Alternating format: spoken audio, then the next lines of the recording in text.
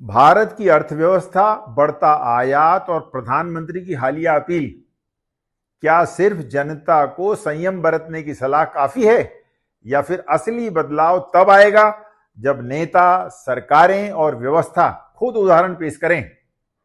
आज हम इसी सवाल पर बात करेंगे, तथ्यों, तर्कों और संभावित समाधानों के साथ। हाल ही में प्रधानमंत्री नरेंद्र मोदी ने देशवासियों से अपील की कि मौजूदा अंतर्राष्ट्रीय परिस्थितियों को देखते हुए उन चीजों के उपयोग में संयम बरता जाए जिसका भारत बड़े पैमाने पर इंपोर्ट करता है। इसमें सोना, पेट्रोल, डीजल, यूरिया और दूसरे फर्टिलाइजर जैसी चीजें शामिल हैं। इस अपील के पीछे तर्क यह है कि जब भी देश का इंपोर्ट बढ़ता है तो डॉलर की मांग भी बढ़ती है, और जब डॉलर की मांग बढ़ती है तो रुपया कमजोर पड़ सकता है। कमजोर रुपया मतलब महंगा आयात, बढ़ती महंगाई और आम जनता पर अतिरिक्त आर्थिक बोझ। कई अर्थशास्त्री तो ये चेतावनी भी दे रहे हैं कि यदि ग्लोबल सिचुएशन और बिगड़ी तो भारत पर आर्थिक दबाव और बढ़ सकता है। कुछ एनालिस्ट का तो ये भी अनुमान है कि आने वाले समय में पेट्रोल और डीजल की कीमतें 115 रुपए से 125 रुपए प्रति लीटर तक भी पहुंच सकती हैं। ऐसी स्थिति में डॉलर और मजबूत हो सकता है, जबकि रुपया और दबाव में आ सकता है। हालांकि प्रधानमंत्री की इस अपील के बाद राजनीतिक विवाद भी खड़ा हुआ। भाजपा के कई नेताओं को सफाई देनी पड़ी कि यह कोई आदेश, नियम या प्रतिबंध नहीं, बल्कि जनता से की गई एक स्वैच्छिक अपील है। लेकिन यहां सबसे इंपॉर्टेंट सवाल यह नहीं है कि पीएम का बयान आदेश था या सलाह। असली सवाल तो यह है कि क्या भारत जैसे विशाल और विकासशील देश को हमेशा ही अपने सीमित संसाधनों का जिम्मेदारी से उपयोग नहीं करना चाहिए? और इसका जवाब शायद हां है।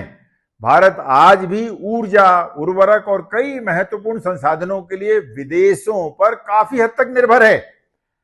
ऐसे में इन चीजों का विवेकपूर्ण उपयोग केवल आर्थिक मजबूरी नहीं, बल्कि राष्ट्रीय और रणनीतिक आवश्यकता भी बन जाता है। लेकिन इतिहास हमें एक और महत्वपूर्ण बात सिखाता है कि जनता सबसे अधिक उसी लीडरशिप से प्रेरित होती है जो खुद उदाहरण प्रस्तुत करे। पूर्व प्रधानमंत्री लाल बहादुर शास्त्री का उदाहरण अक्सर दिया जाता है। जब देश खाद्यान्न संकट से जूझ रहा था, तब उन्होंने लोगों को सप्ताह में एक समय उपवास रखने की अपील की थी। लेकिन उससे पहले उन्होंने स्वयं और अपने परिवार के साथ यह नियम अपनाया था। यही कारण था कि लोगों को लगा कि यह सिर्फ भाषण नहीं, बल्कि साझा जिम्मेदारी की अपील है, और शायद इसी वजह से उस अभियान का व्यापक सामाजिक प्रभाव भी दिखाई दिया। इसी संदर्भ में आलोचकों ने आज यह सवाल भी उठाया है कि प्रधानमंत्री की अपील के तुरंत बाद गुजरात में बड़े रोड शो और एयर शो जैसे कार्यक्रम दिखाई दिए। वहीं मध्य प्रदेश में पदभार संभालने जा रहे एक भाजपा नेता के बड़े वाहन काफिले की तस्वीरें भी चर्चा में रहीं।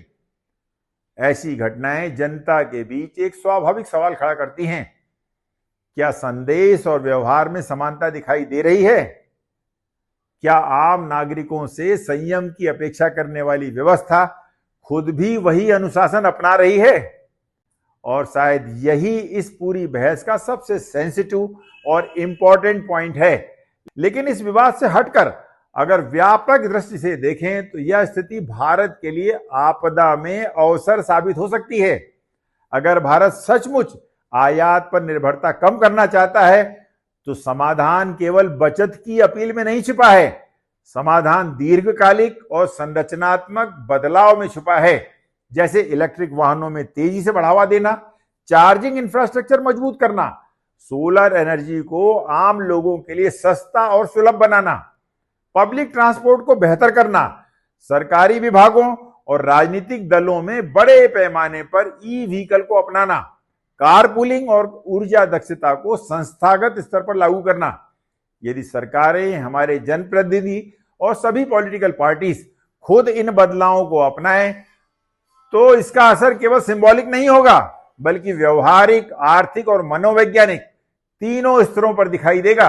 एक और इंपॉर्टेंट बात यह कि फॉसिल फ्यूल आधारित अर्थव्यवस्था पर निर्भरता कम करना सिर्फ आर्थिक मुद्दा नहीं है, यह पर्यावरण, जलवायु परिवर्तन, प्रदूषण और भविष्य की ऊर्जा सुरक्षा से भी जुड़ा हुआ प्रश्न है।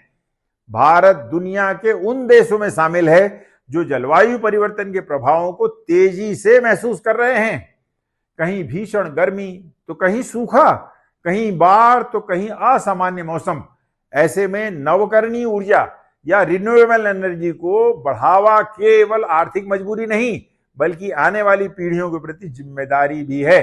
और शायद यही इस पूरी बहस का सबसे बड़ा निष्कर्ष है।